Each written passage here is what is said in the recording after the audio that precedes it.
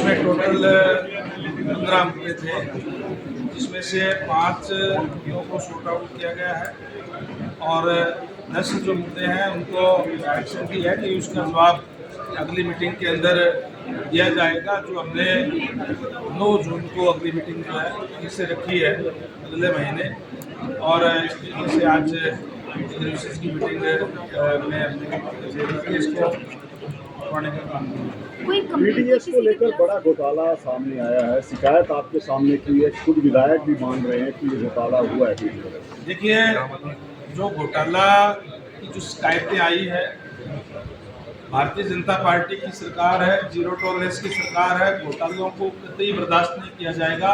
उसकी इंक्वायरी के लिए ऑफिसर को दे दिया गया है और जैसे ही इंक्वायरी आएगी उसके खिलाफ अगर उसमें घोटाला पाया जाता है तो फिर सख्त एक्शन लिया जाएगा। बिल्कुल आपने ठीक कहा कि हमारे जो सर्विसेज के मेंबर भी और विधायकों तक भी शिकायतें, क्योंकि विधायक डायरेक्ट जनता से जुड़ा होते हैं, उनके पास भी शिकायतें आई हैं। उसकी इंक्वायरी के लिए कह दिया गया है, जो भी उसके अंदर दोषी होगा उनके खिलाफ सख्त कार्रवाई की जाएगी। डीएफएससी आज को आना चाहिए था और अब आए नहीं, उनके खिलाफ भी कार्रवाई की जाएगी। प्रदेश की मंडियों में गेहूं के बैग सिलाई में गेहूं लगा हुआ है ओपन में, 3 बरसात निकल चुकी है और खाली उसमें तरपाल नहीं डालेगी, पहले परखी लगाई गई है और कोई अधिकारी बोलने को तैयार नहीं है। यहाँ से सिर्फ 10 किलोमीटर दूर चुनाव में है। इसकी डीएफएससी की अगर इस टाइप की कोई बात होगी तो जरूर डीसी साहब प्रशासन यहाँ बैठा है, उसको संज्ञान लेकर के उनके खिलाफ कार्रवाई की जाएगी। जो भी होगा या उचित कदम उसका उठाया जाएगा। मंत्री जी,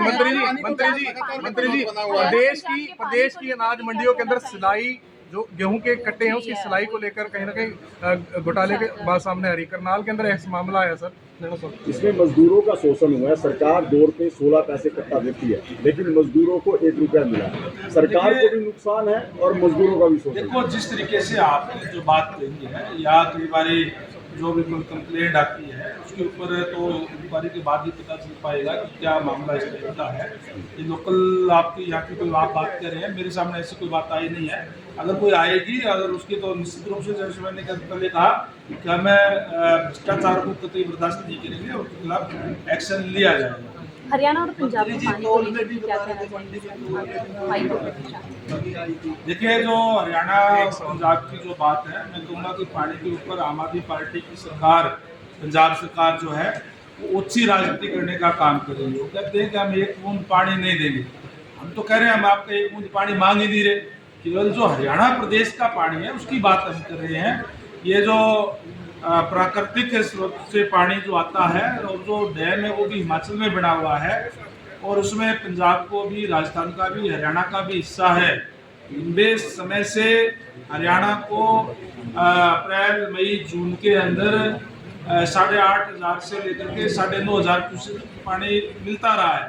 पानी की उपलब्धता पे बीबीएमबी जो है वो डिसाइड करती है कि किस स्टेट को कितना पानी मिलेगा, और पानी की उपलब्धता के आधार पे 8,500 क्यूसेक की बात बीबीएमबी ने हरियाणा के हिस्से की बात कही थी। केवल हम उसकी बात हम कर रहे हैं। ये संवैधानिक पद पे बैठे हुए जो लोग हैं, अगर असंवैधानिक कोई भी कार्य करते हैं तो गलत है। पंजाब सरकार को ऐसा नहीं करना चाहिए और माननीय मुख्यमंत्री खुद इसमें संज्ञान ले रहे हैं। जल्दी हमारा हरियाणा का पानी हरियाणा को मिलेगा। सीज फायर को लेकर क्या? देखिए, जिस तरीके से आपके सामने है जो घटना हुई थी पहलगाम की, बहुत ही निंदनीय है और जिसमें पूरे देश को व्यथित भी था, दुखी भी था, बहुत रोष था। और मैं धन्यवाद करूंगा माननीय हमारे यशस्वी प्रधानमंत्री नरेंद्र भाई मोदी जी का, कि जिन्होंने अगले ही दिन स्टेटमेंट दी थी, पूरे विश्व को ये बताने का काम किया था कि भारत में आतंकवादी गतिविधियों के लिए कोई स्थान नहीं है।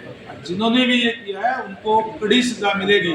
मैं समझता हूँ कि एक साथ 9 जगह पे आतंकी हमलों के ऊपर, आतंकी ठिकानों के ऊपर हमले करके उनकी कमर तोड़ने का काम हमारी सेना ने किया है। हम सेना को भी सैल्यूट करते हैं और मैं समझता हूँ कि उन्होंने इस बात की कल्पना भी नहीं की होगी कि घर के अंदर घुस करके 9 जगह के ऊपर इस तरीके से उनकी कमर तोड़ने का काम करेंगे। जहाँ तक सीज फायर की बात है, सीज फायर के जो मांग भी पाकिस्तान की तरफ से आई थी, उन्होंने ही उनकी तरफ से ही नापाक हरकत की गई थी, क्योंकि हमारी तरफ से जो भी जो घटनाक्रम हुआ वो केवल आतंकियों के ऊपर जो है हमला करने का काम किया था, और उन्होंने उसके बाद जो पाकिस्तान की तरफ से जो फायरिंग की गई, जो उनकी तरफ से जो हरकत हुई, उसका मुंह तोड़ जवाब भारत की तरफ से दिया गया। और उसके बाद भी उन्होंने जो उल्लंघन किया था, मैं समझता हूँ कि आज जो बातचीत के बाद में उनका हो गया। अगर फिर भी अगर उनकी तरफ से कोई हरकत की जाएगी तो हमारी सेना तैयार है उनका मुंह तोड़ जवाब देने के लिए। मंत्री जी, करनाल ITI चौक पे दोनों साइड स्लिप वे नहीं है, जिसमें काफी परेशानी आ रही है। 3 हॉस्पिटल है सरकारी, उसके ऊपर क्या नहीं है? स्लिप वे बनना था जी, स्लिप वे नहीं बना रहे हैं।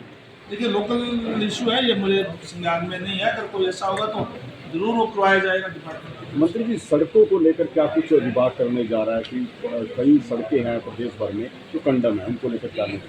हरियाणा प्रदेश के अंदर टोटल लगभग 50,000 किलोमीटर की रोड है, जिसमें NHI भी है और हमारे स्टेट हाईवे और PWD के जो विभाग की है, जिसमें से 30,664 किलोमीटर की जो रोड है वो PWD जिसका देखरेख करने का काम करता है।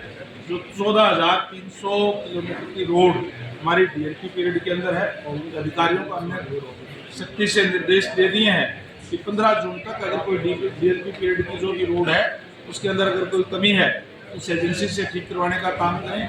6,500 किलोमीटर पर हमारे पहले जो है वो काम चल रहे हैं, काफ़ी सारे उसके अंदर पूरे हो गए और भी हमारे जो है चल रहे हैं। और लगभग 6,000 किलोमीटर ऐसी रोड है जो पुअर कंडीशन के अंदर है, जिनके हमने एस्टिमेट बढ़ गए हैं और टेंडर भी कई उसके अंदर जो प्रोसेस के अंदर है, जो इस साल के अंत तक उसको कंप्लीट दोबारा कारपेट जो है करके ठीक कर दिया जाएगा। और जहाँ जहाँ भी कोई पैचवर्क है या कहीं भी कोई दिक्कत परेशानी है तो उसके अंदर भी हमने कह दिया है कि 15 जून तक बिल्कुल रोड हमारी ठीक होनी चाहिए, क्वालिटी का काम होना चाहिए। हमने क्वालिटी के साथ हम कोई भी समझौता नहीं करेंगे, ये हमने पहले ही दिशा निर्देश दे दिए हैं।